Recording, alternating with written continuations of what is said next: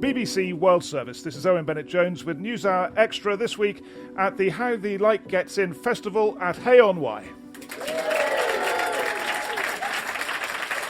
Billions of people use the services of the internet, technology and computing giants every day, probably almost every hour of their lives, and it's all happened very fast. Between August 2014 and September 2015, the messaging service WhatsApp added more users than the populations of Germany, France, Italy and the UK combined. Facebook was not originally created to be a company, said Mark Zuckerberg, its CEO, in 2012 just. It was built to accomplish a social mission to make the world more open and connected. Is that right? How should we perceive these companies? Are they tax-dodging invaders of our privacy?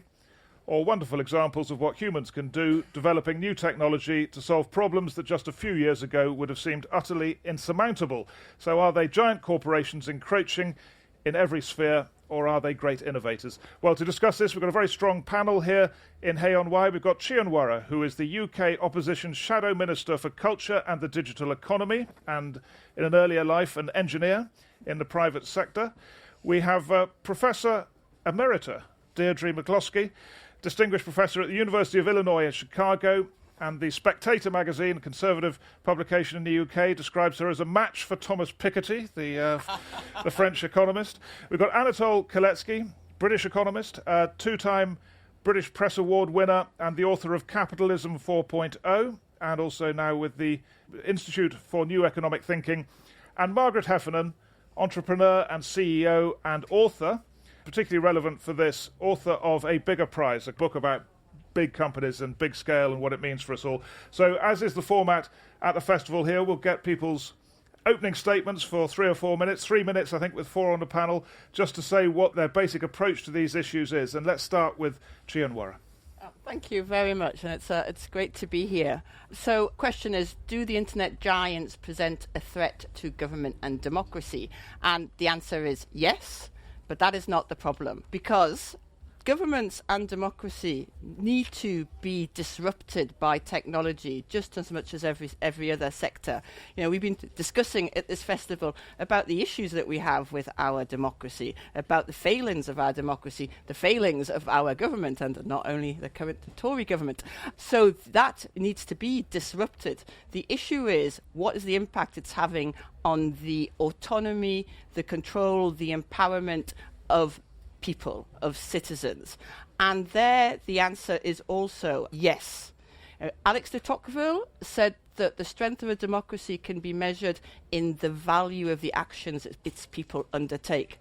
Where we are today, with your data being owned and controlled by other actors, your identity, your online identity being owned and controlled by other actors, algorithms driving what you purchase on Amazon, or when you get a cab, or who comes up top on dating sites, that is secret and hidden from you and also from regulators. And so when we look at this, the question, does size matter? It does for networks. I'm a network engineer. Size matters for networks because once you're in, networks attract more the bigger you are. So Google, Facebook, Amazon, there are huge networks, and it's really hard to compete with those networks unless we change the system.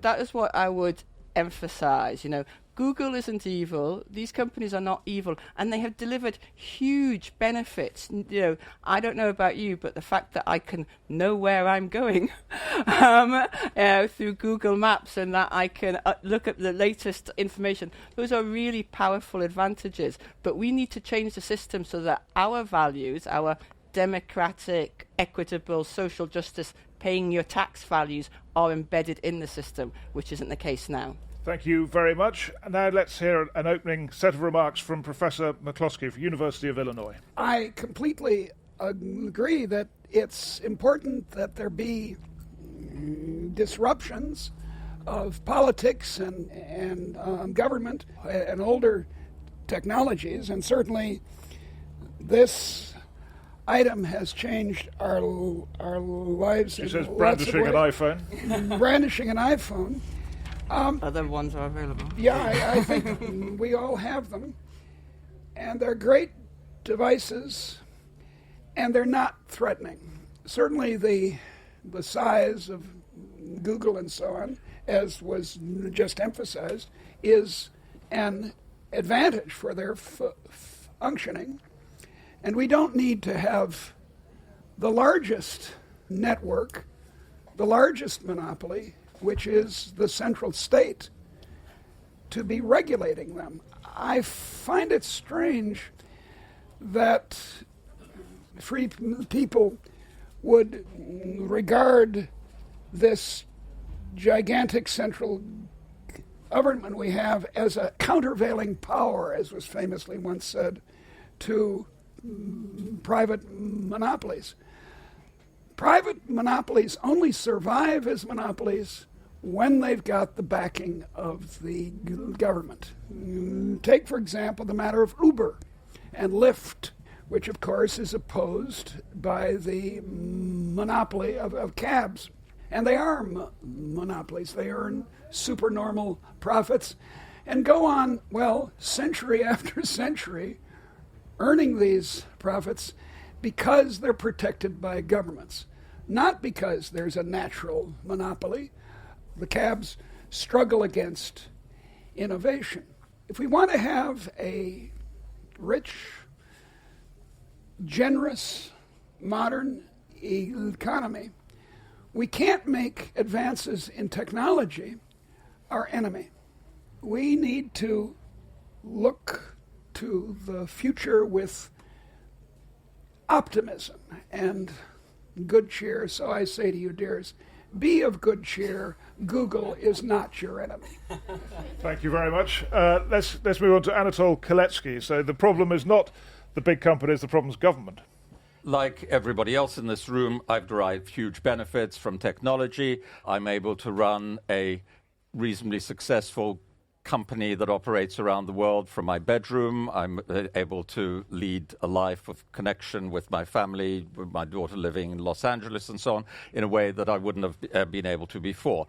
However, I strongly disagree with Deirdre's view that there is no need for a countervailing power against these growing enterprises.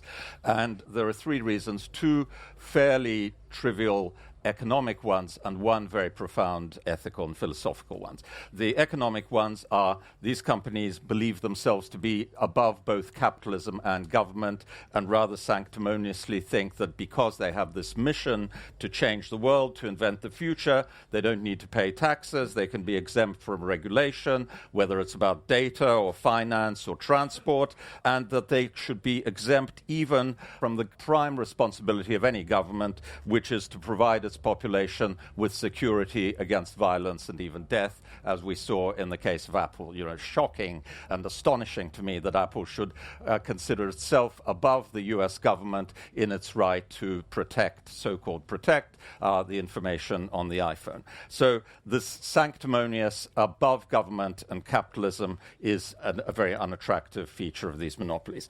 The second monopoly feature, as Chi mentioned, is that when you have these huge companies, they divert capital and talent into their activities, making it difficult both to compete and also to carry out other activities which might be better uses of that capital and talent. If you compare the amount of money and intellectual effort that is spent on research into developing the next generation of the iOS system of Android with, for example, what goes into alternative energy or into antibiotics, you realize that there is a big diversion of resources created by the wealth of these monopolies. But by far the biggest objection, I think, is the ethical one. The fact is that artificial intelligence is accelerating at such a rate that it's taking over a lot of human activities, replacing jobs, and I'm not worried about that. But I think the next stage is that inevitably it will take control of more and more human activities. If we can have self-driving cars, very soon we'll have self-driving tanks. If we can have robot vacuum cleaners, very soon we will have robot soldiers and killers. If we can have computers judging our credit, whether we're entitled to borrow from banks, perfectly logical extension of that is that computers should judge not just our credit, but our credibility as witnesses in trials, for example. Already we have AI doing a better job than most professional lawyers in predicting the judgments of the Supreme Court in the United States. Logical extension of that is, why not let AI make those decisions instead of judges? Why not let AI make political decisions? I believe, for example, if the American population elects Donald Trump as president, which I don't think is likely, but it could happen, exactly, Deidre, I would prefer to have a computer making that decision there is no way a computer would ever elect Donald Trump as president. Now, the conclusion of this is, I'm not sure whether the world would be better or worse if it were controlled by computers. But this is something that we really need to think about. And we set up royal commissions of inquiry about the ethics of really trivial things like GMO farming or human cloning. These are tiny, tiny changes of technology compared with what lies ahead as a result of computers. We really need to examine this. And this is something that the technology industry totally disregards because they believe that finance rather than government should make these decisions. Thank you for your trenchant opening remarks. And Margaret Heffernan. The first thing I would say is I have a big problem with big, right? Because part of what Deirdre is saying is that, well, big is fine. If it's too big, the consumers, the markets will vote against it. I don't see that that's true anywhere in history. I can look at big meat, for example, right? The industrial production of meat. I can see the huge ecological damage, the harm that it's doing in terms of infection resistance. I can look at big pharma and see that we have all sorts of ways of dealing with erectile dysfunction, but we have no new antibiotics for decades. You know, I can look at big oil, which brought us all sorts of spectacular things like Deepwater Horizon and the Texas City refinery.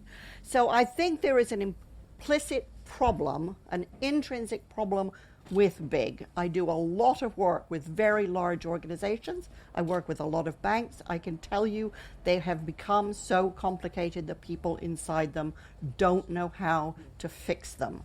So big equals complex. Complex leads to incredible amounts of dysfunction and waste. Equally, you can look at big from a perspective of evolution, right? Big means a lack of biodiversity, which creates an environment in which there's a huge amount of risk. And coming to technology, the huge risk of these huge companies is that there isn't any countervailing force. There isn't any network as big as Google's. There isn't as big a controlling influence as many of these large companies have. So what big does is devastate the environment so that there is far less in the way of diversity, different kinds of products, different kinds of services, different kinds of value.